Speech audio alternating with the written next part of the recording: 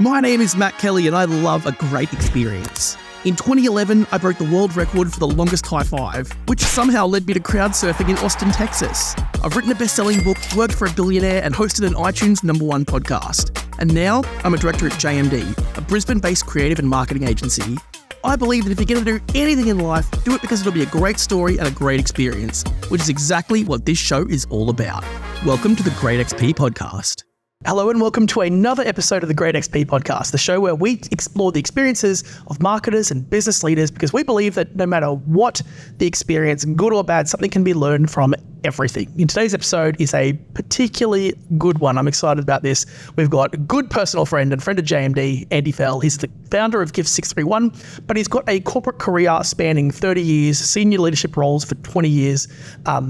If you know someone, they've probably worked for Andy at some point in their career. He's done a lot. Andy, first of all, thank you for being here. It's a real pleasure. Delighted to be here. I want to go back, and everyone does the legacy story, but let's just go back. We don't have to go childhood. Give me your corporate career. How did you start out in corporate? Where did you begin? Yeah, sure. Well, when I was growing up, I thought I was going to be a professional cricketer, and that didn't work out. So I ended up going to university, and I still had absolutely no idea what I was going to do. And I was working through my final year at uni, and there was a big poster came up on campus saying TSB Bank graduate scheme, free beer. So myself and three mates thought, good sell. Absolutely. Let's go along and have a few, free beers. I had no intention of joining financial services. Mm-hmm. However, we went along. I did have a couple of free beers, but I also listened. And I thought, well, why don't I join a bank for a couple of years? And during those first couple of years, work out what I really want to do in my life. Anyway, I ended up working for the Royal Bank of Scotland as opposed to the TSB Bank. But 20 years later, I was still there. I was still working it out. Yep. So that's how I almost fell into my corporate career. And it was just a great experience for the vast majority of those years. So I never really looked outside of that, Matt. So you started and I assume at a very junior level in that organisation. Was that in a branch? I started in a branch, and I joined and I went on a 5-day cashier's course. And I'll never forget the end of that course that the tutor was going around the room asking everyone what they'd learned. And there was people going, I've learned how to balance the cash, and I've learned about HODs and HOCs, which was head office debits and head office credits. Right. And I was the last person around the circle. And finally, the tutor got to me and he said, and what have you learned? And I said, well, I've learned that I want to be a manager by the time I'm 30 because I don't want to be doing this. And in those days, we got a green folder for every course we went on. And you put your little notes inside this green folder. So I opened the folder, and on the flap of the folder, I actually wrote, I will be a manager by the time I'm 30. And I kept that with me every single day until I became a manager. I would just look at this thing.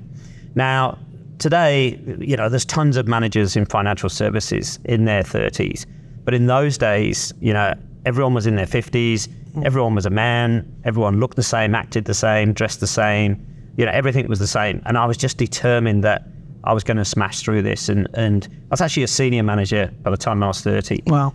Which I'm really, really proud of until this day. So I started in a bank, in a branch, and then I got a break. I ended up being the managing director's executive assistant.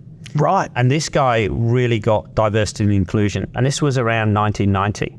He said, I want 2 graduates, 1 English, 1 Scottish, 1 male and 1 female. And obviously I was the English male. And so I went to work for this guy he said, you work for me for 12 months, no longer. And it was brilliant because at a very, very young age, I would go into all the board meetings and all the strategy meetings. But then I also saw how business was really done. I saw what happened outside of the room. All the side deals, the side conversations, the pre-meeting meetings.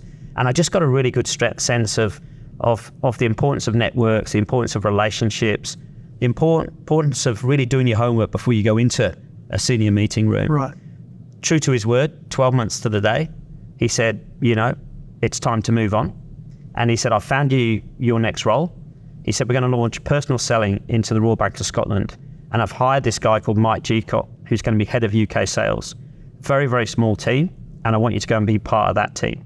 And that was the role working for Mike that really then started to set the tone for my next 15 years in the Royal Bank of Scotland. I would almost argue, it's funny, there's like, when you tell that story, and I think about the often connotations attached to doing something like being an administrative resource or an office manager or an executive assistant, often that's not a role that we strive for. My first role was actually in administration in a financial services organisation, probably not that dissimilar to the role, and what that immediately gave me was face time with everyone in the organisation, which is something that you don't get when you step into, a department in an area at A level. You do that job, and it makes me wonder if that's almost an unfair advantage you get over your peers, because suddenly the exposure, not just the people, but the learnings, way more impressive. I mean, there's a couple of things, Matt. You're absolutely right. All of my mates were like, I can't believe you're going to go and be a secretary. And yet I got access to every senior leader across the organisation, access to every department. So everyone would come to those board meetings and do whatever presentations, be they finance, marketing, credit, risk, whoever it was. So all of the senior leaders knew me. And I also got to see how people presented, how people spoke, how people handled the pressure of a senior environment, the good and the not so good. So I reckon it really set my career up for success. So you've run through the ranks, you've gone into that senior manager role over in the UK. Where was it up to Australia? When did that happen? Yeah, so I made my career really in selling. So leading sales teams, and they just got bigger and bigger and bigger. And then I hit my early 30s, and there was a change of leadership. And I often say to people, what's the first thing that happens when a dictator takes over? The first thing they do actually is cleanse their own party. So suddenly all of my corporate sponsors all got cleaned out of the organisation at the same time. Right. I believe I only survived because of the quality of my results. But I had a period in the wilderness, and but I learned a ton of stuff during that period. And then I got a really big break. The managing director of the mortgage division hired me to be the director of first-party mortgages, which was my last job in the UK. And the business grew, the business performed exceptionally well. And then this thing called the global financial crisis came along. Yeah. And I had the opportunity to stand in a hotel in Leicester in the East Midlands of England with my 98 managers, make everyone redundant, including myself. And at that point, I thought, I'm over this. I'm over financial services. But my wife, Leona, and I, we'd been talking about moving overseas for a couple of years. And we actually, Matt, we sat across the table from each other. And I said to Leona, you write down where in the world you would live. I'd write down where in the world I would live. We compare lists. If anywhere matches up, we go after it.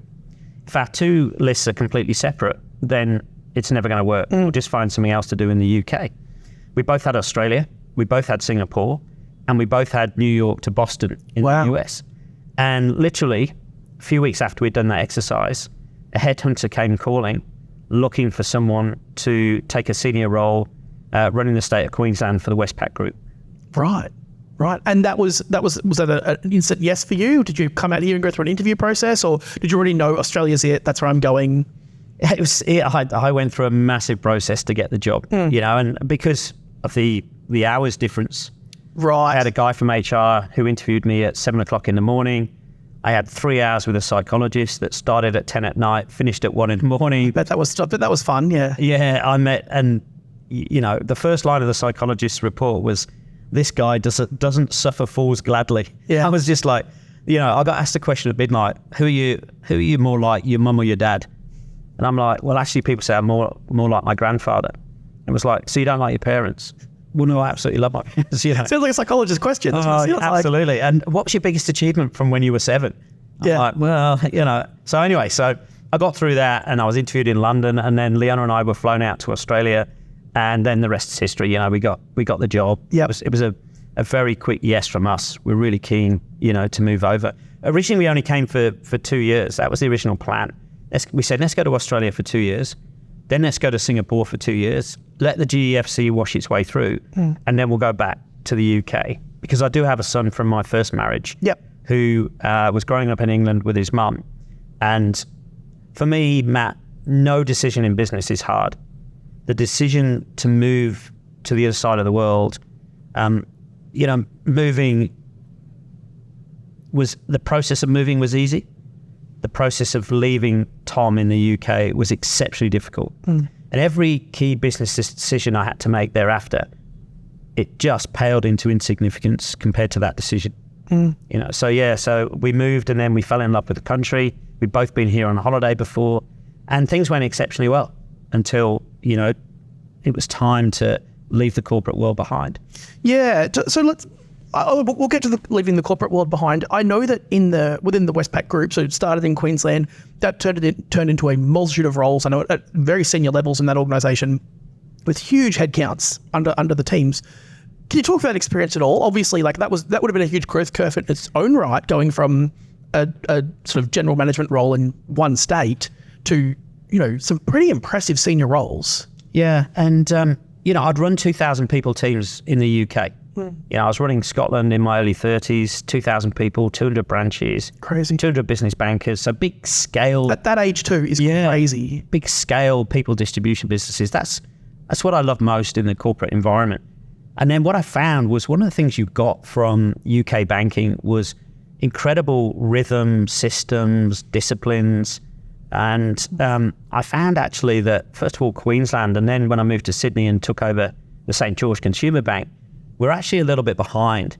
So many of the systems, the rhythms, the disciplines, the frameworks that we had in the UK were seen as like, wow, this is really groundbreaking stuff, which was very advantageous to me, where they were just everything I've been doing since I joined RBS. And we just put those systems back into place and everything got better across Westpac and then, my time as general manager of the St. George Consumer Bank. Yeah. Well, so again, very senior role. I'd imagine at that point, you're in a Sydney, you've got the house, you've got the lifestyle, you've got all the things that, the salary, I'm sure, all the stock options, all the stuff that comes with the senior role. And then you make the fundamental life-changing decision that I'm done and I'm doing my own thing. That's a zagging when everyone else zigs. You don't know many people that go down that path of that complete, redistribution of my whole life. What drove the decision? Yeah, I had financial freedom, but I didn't have time freedom. I wanted to be the CEO of my own life. I desperately wanted time and financial freedom. And that was the first thing. And the second thing was, there was a signature moment. We were away in Bali, it was my 50th birthday, and my oldest daughter, Emma. So Emma, I'm not her biological father, but I'm a dad in every sense. Sure. So there's no blood between us. And on my 50th birthday, staying in this beautiful villa in Seminyak, when Leona and I went out for a walk, Emma hung 50 photos from 50 different moments of my life around the walls of this villa. And in between each photo was a speech card, a palm card. And what she'd done was get everyone who was there, so as myself, Leona, our 3 girls, our best friends, Jason and Joe, and their 3 boys. So everyone had written about 5 of these palm cards. So it went photo, palm card, photo, palm card. Each palm card started, I love Andy because. Some were very, very deep and meaningful. Some were, our best friend's little boy, Johnny, was 6 at the time. I love Andy because we play footy together. Right. As I'm going around, I'm looking at these photos, Matt, and I'm reading these palm cards. And I started to ask myself, there was a tear in my eye, I've got to be honest. It was the most beautiful thing that anyone could ever do for me. So I made the decision in the moment, I'd achieve more in the next 25 years of my life than the previous 50. And then I took this Richard Branson test. Branson says, you're 95 years old, you're sitting outside your house, you're looking back on your life. What do you want to be saying to yourself? I wish I'd done this. I could have done that. I should have done the other. I had the passion to do this, but I didn't. Or, well, maybe I didn't get everything right in my life, but at least I gave life my best shot. He calls it the rocking chair test. And when I took that rocking chair test, I knew if I'd stay in corporate, I'd fail. So much more I wanted to do in my life. So I decided in that moment, going around looking at those photos, reading those palm cards, that was it. I was going to leave and I was going to set up my own business. And, we did de-risk the decision because we left Sydney and we moved back to Australia's Gold Coast. So we went from a big home loan to a small home loan. And probably a house upgrade too in the process. Better house, 40% of the cost, Isn't that crazy? We did all of those different things. Yeah. But yeah, I would meet people people go, are you mad? Yeah. what are you doing? Yeah. You know, and throw away this career that you've built for 30 years. but at the same time, the respect for the level of courage was huge. Yeah. You know, and Leon and I, very, very simply, it's like when we moved to Australia, it's like when we do everything. What's the best that can happen? What's the worst that can happen? Yeah. The worst, for whatever reason, after 2 years, it doesn't work out and I go and find a job somewhere. Yeah. That's okay. What's the best that can happen? I become CEO of my own life. We have that time and financial freedom that we're looking for. And, you know, I do work that I love what I do. I do what I love. I just, you know, I do what I'm absolutely passionate about on a daily basis. To that point, step me through. So the current business, GiFT631, you've been running this for a couple of years now. Started at, you know, at the peak of a pandemic or at the very beginning of a pandemic, really. Yeah. So the business, I founded the business on the 22nd of January, 2017. Right. And I left corporate that July. Right. I had a bit of a run-in. You know, I had a few months where I was still doing a little bit of corporate work whilst I was thinking about the business. And I journal every single day. And I was just journaling about, you know, what did I want the business to be? And I've got 3 words, actually. I've got transformation, personal, team, and business. I've got inspiration. Less so the Tony Robbins style inspiration, more that quiet voice that gives you the inner confidence to move from where you are to where you want to be. And and growth. Right. Personal, team, and business. So it's spelled TIG. And I grew up at 631 Kenilworth Road. Sure. In a place called Borsal Common. And my parents lived there for 50 years. And when my grandmother died, my grandfather lived there. And he was my first great role model in life. So the 631 was a legacy play for my grandfather's teachings and out of respect for my parents. So I had TIG 631. And I'm like, that's a really shit name. And then I met this guy who became my first coaching client.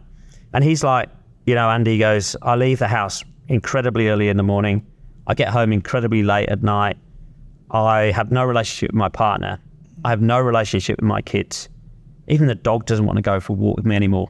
So he said, I earned so much money, but I have no wealth. Yeah.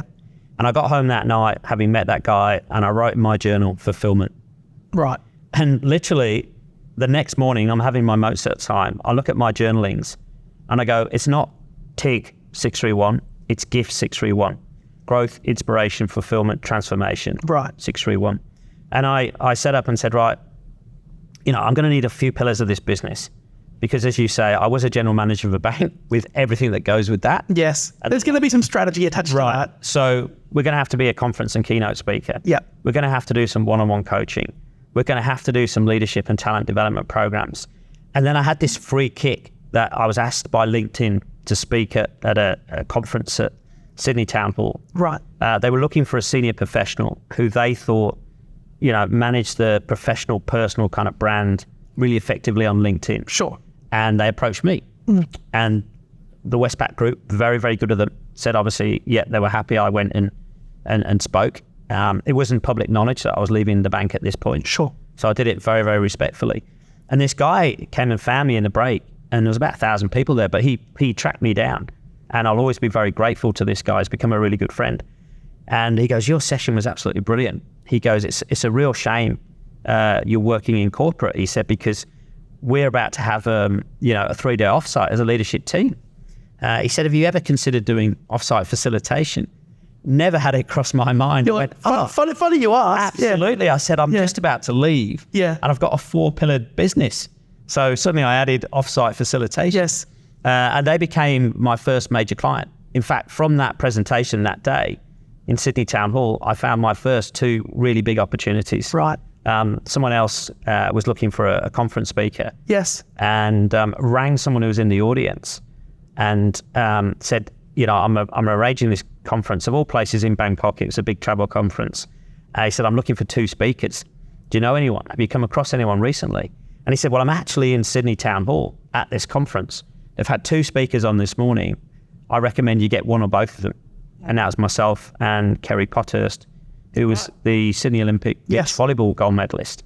And he said they're a really good kind of yin and yang. One comes from a, you know, he's very engaging, but he comes from a business perspective. And then obviously you've got Kerry and her story. So we both got hired and off we went. So that really kick-started the business. The 4 pillars of the business, make a lot of sense to me because they were all things you would have been doing, to varying degrees through a 20-year leadership career. Like I think that's especially, a huge amount of presenting. I think about development of people. All that stuff is stuff that you would be doing every day.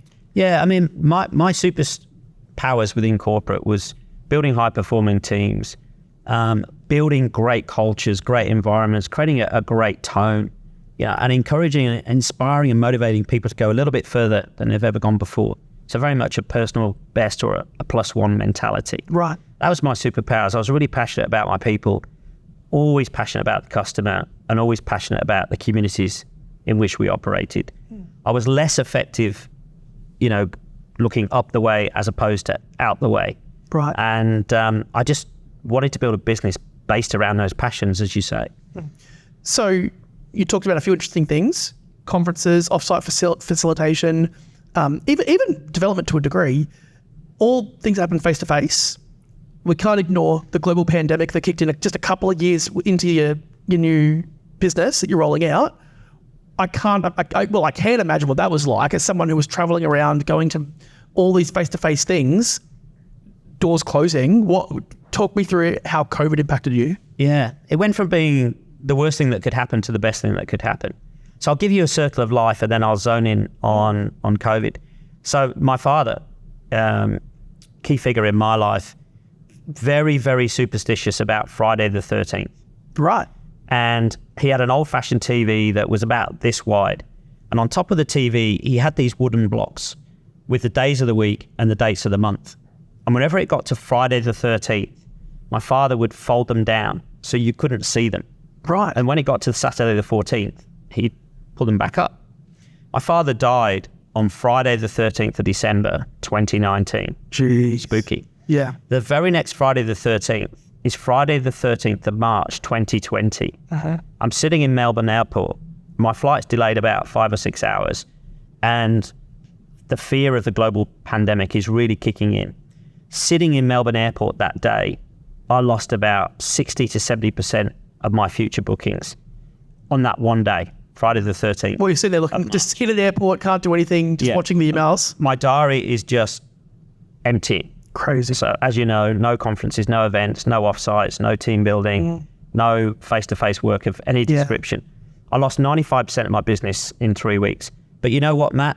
I knew I would survive and thrive because of the winning habits and winning routines and winning frameworks that I've been developing over the previous 30 years. And sometimes you can't just outwork a problem. Yes. You've got to outthink a problem. So I doubled down. I did double the movement. I believe healthy body, healthy mind, movement, very creative, very innovative state. So I doubled my movement. I do a morning walk and talk with Leona, and then I go and hammer the treadmill in our garage at lunchtime. I doubled the amount of meditation that I was doing. Wow. I doubled the amount of Mozart time that I was doing, which is my time for myself, by myself, with myself. No technology, no chance of interruption or disruption, just me, my thoughts, and my journal. And I doubled the amount of self-development, at least doubled the amount of self-development I was doing. Yeah, wow. And I just went back to basics. I just wrote, first of all, I got very, very active on LinkedIn. I decided I would just go out and help people. So I just started doing these live sessions on Facebook. And I do them at like 4:30 in the morning to try and pick up a global audience. I do some in the middle of the day. I do some 10 o'clock at night. It was just me talking for 40 minutes about, how you can survive and then thrive in a pandemic. Right. It was just me giving to get. And suddenly I started getting clients from all over the world. I started coaching people in Vietnam, in Botswana. I did sessions in Zimbabwe and South Africa and Egypt, and I was coaching people in North America, in Europe, and everything just took off. So it went from the most challenging at times to the best of times. Right. And then suddenly we were doing virtual events here in Australia, and I could bring in speakers from around the world. Yeah. So it worked in that sense as well. I was speaking at events around the world, but I was bringing in these incredible talents who previously the host would go, well, we can't afford to, fly them in. Now they were just saying, yeah, bring them on. So now I've got that beautiful balance between still some great virtual work and back to, lots of great face-to-face work. Yeah, it's almost the pandemic we had to have, right? It's like, it forced that change for so many businesses to go, like, we've been pretty comfortable for a long time running business the way we've been running it. Now we have to make a change, and digital was the inevitable change. Yeah, and what I decided right away was you got to lean into this. And too many people were just stepping back. Speakers were going, oh my word, our world's over. Yeah. I'm like, wow, if they're all stepping back, I'm stepping in. Yeah. I'm going to double down. Biggest opportunity you've ever had. Absolutely massive opportunity to recreate the business in, a more balanced way. Yeah. So think about all of the people that you interact with on a regular basis, who often will look to you as particularly around business, but look at you as the guy to come to for advice, or when they've got challenges, or, they're at the career crossroads, all these situations people come to you and go, what do I do? How do I navigate this problem? When you look at your life, your business, where are you either working the hardest on, or where do you know you've got the most space to grow for yourself? That's a brilliant question. And what I'm looking to do so the GiFT631 success formula, I can't define what success means to you, but I can give you a formula to help you get there. Right. And that is success equals goals plus mindset plus high value action. Not all actions the same. Times the ability to debrief to drive continuous improvement. So I'm working on every stage of that system. Yep. Because I've got massive goals. There's so much more I want to achieve. And so I'm ever improving my goal setting and achieving capability. So I've created a new goal stack for next year, which builds from health and wellbeing goals to fun, family and passion project goals, to contribution goals, and then business and financial goals at the top of the pyramid. Most people, if they have goals, they're just around that business and financial. But to me, start at the bottom. I want to live a really, really long life, working ever to improve my own mindset techniques. That might be doubling down on everything from affirmation to my Be Amazing list, to my meditation, to the winning circle that I surround myself with. I'm working really hard at the moment to redefine how I use time. And that's that high value action, low value action part of the success formula. And then my debrief activities, I've always been very good at thinking about the setup and the debrief, but now it's just refining some of the end of day reflection processes. So just ending in a very intentional state around how I then improve the next day and the next day and the next day. As I'm listening to you speak, like you focus a lot on internally, what do I do to get in the zone? What do I do to when I'm in that moment and I've got to deliver, how do I deliver? I've seen you on the other side in a very practical sense with an organization where that's not personal development. That's like commercial thinking. I can see where you've taken the corporate side and combined it with the personal side. Do you find it hard to jump between those? Because I find it's a very different mentality. I've watched you literally coach through very complex corporate challenges, which would probably comes naturally to you after many years in leadership. But for me, it almost feels like two totally separate value angles. Yeah, I find it really easy, and because it's been my whole life, adult life. And I'm a great believer that if you want to be an amazing leader, whatever it is you do, chief marketing officer, CEO, CFO, it doesn't really matter. The first thing you've got to be amazingly good at is amazing self-leadership. Right. So let's have a really good conversation about developing you as to be the best version of you. And once you do that, let's start talking about, let's create a high-performing team. And once we do that, when you get a truly high-performing team, then you're going to have a richness in dialogue that's going to enable you to have a great conversation about where are we going, as in the strategy. But give me an average strategy with brilliant execution any day of the week. Yeah. And then that's where a lot of teams and a lot of organizations, they can have the most beautiful strategy document you could ever look at, but their execution is woeful. Now we've created a high-performing team environment. We're going to have a richness of conversation around the strategy, but more importantly, we're going to have a richness of conversation about how we execute on that strategy. So I go up from individual, team, business, and then back down. So from strategy, execution, and then the structures that we need to deliver the execution of the strategy. So that might be right people in right roles, but also the rhythm and the cadence. Yeah, right. So that's the way that I kind of would move between. But once you get teams with a alignment, clarity, trust, they're going to have good dialogue. Trust is a source of competitive advantage. The more trust, the less checking. less meetings. I'd also go, it almost never exists in corporate organizations either. Yeah. Right? Amongst colleagues. Yeah, and that's some simple exercises you can do to start cracking that open and start to build a level of trust. And once you get there, the business just goes quicker. Yeah, it's cool. That's really cool. All right, let's move on to the rapid fire segment. Sure. So, as anyone who's watched the previous episodes know, the rapid fire segment is rarely rapid, but we'll go for it anyway. Best experience at work. You can say the last few years or the last year. Tell me, best experience. What winners do in Edinburgh last year. We took 7 months out last year to go back and live in the UK, part of our desired future state thinking and planning. And I did this What Winners Do in August in Edinburgh at Murrayfield, which is the home of Scotland Rugby Union. And I absolutely nailed it. And it took my delivery not to the next level, to the next 2 or 3 levels. Wow. And I said to myself, every piece of work I do from this point on, I am maintaining this level of personal mastery. Yeah, that's cool.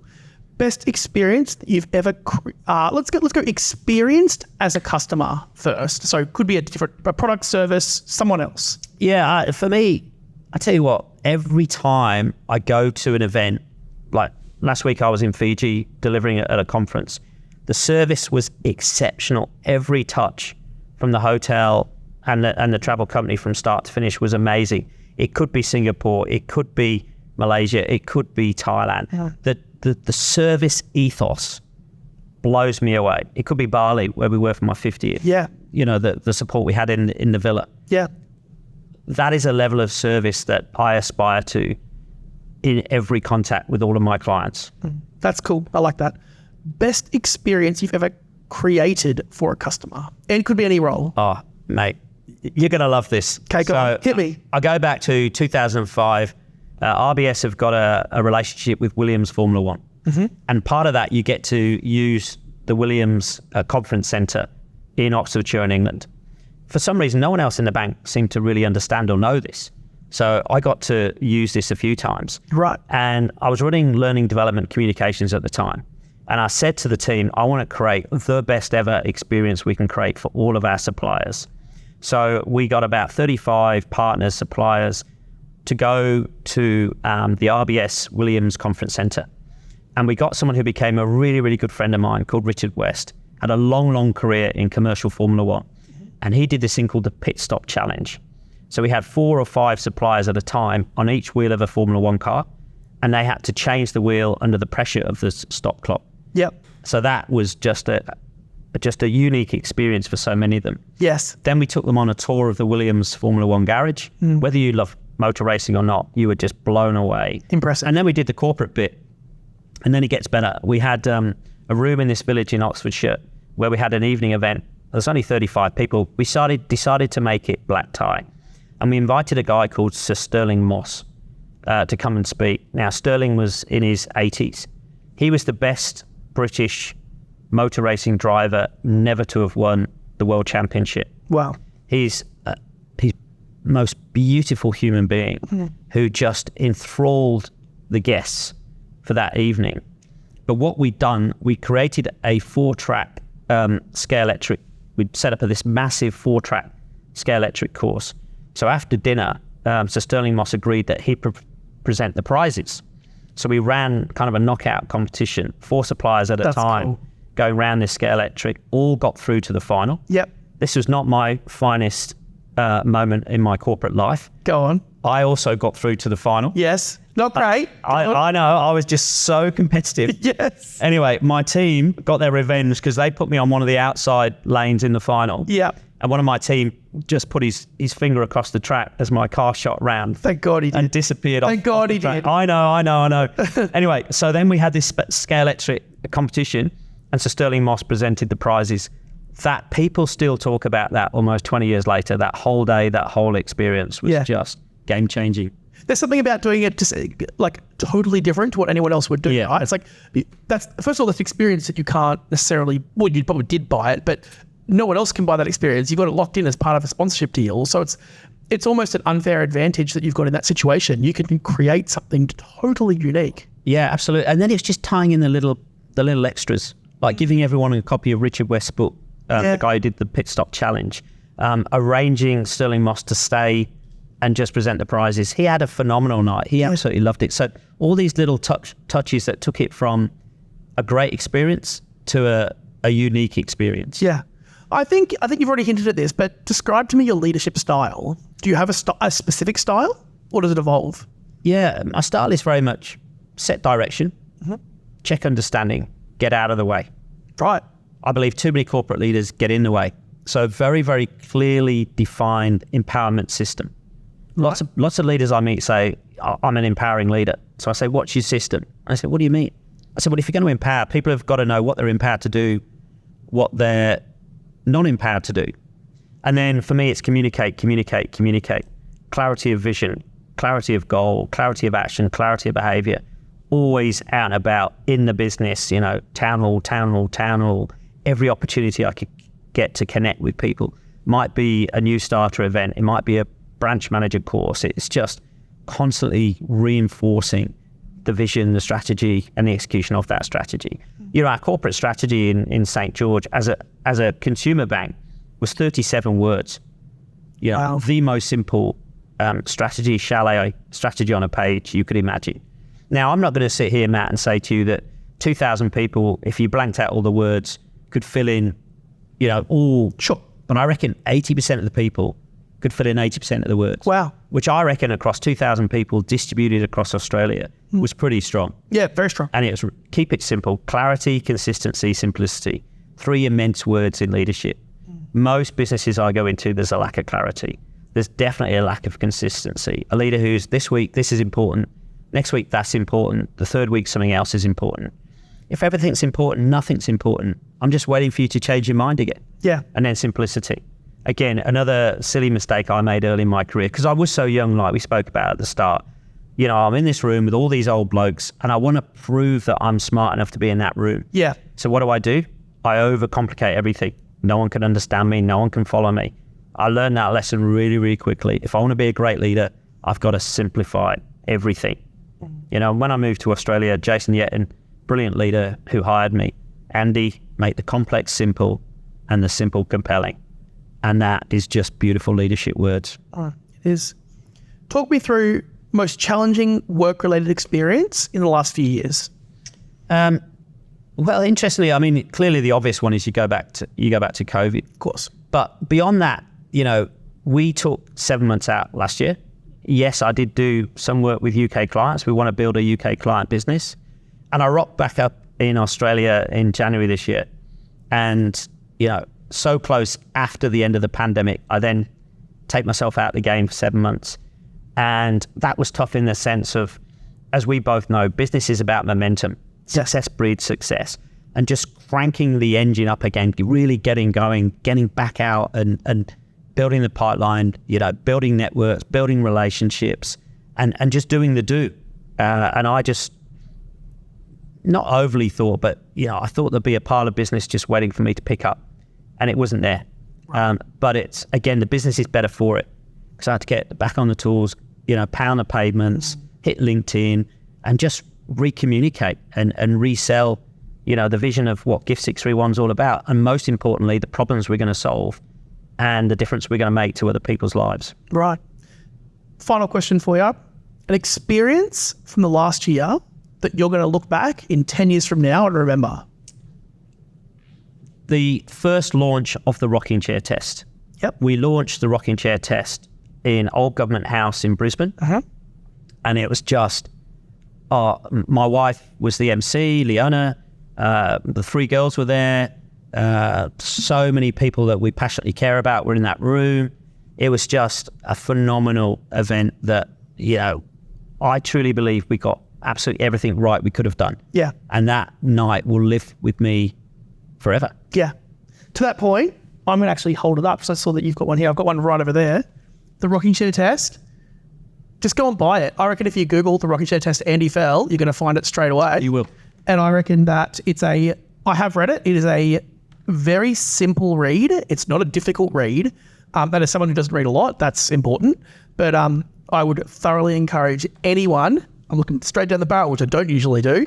I reckon anyone that is even considering what life looks like when you are sitting there in your 90s on the rocking chair looking back at your life, what are the tools, the steps, the processes you need to follow to make the right decisions?